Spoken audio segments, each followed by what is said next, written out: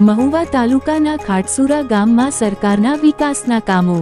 મહુવા તાલુકાના ખાટસુરા ગામમાં સરકારી હાઈસ્કૂલમાં ભણતા બાળકો ધોરણ 9 અને 10 છોકરીઓને સરકારની યોજના સરસ્વતી સાધના યોજનામાં સાયકલનું વિતરણ કરવામાં આવેલ છે, તેમજ ગામના સરપંચ અને ઉપસરપંચ અને ગ્રામજનોની હાજરીમાં સાયકલનું વિતરણ કરવામાં આવેલ છે। રિપોર્ટર ગંભીર બારૈયા, નેપ।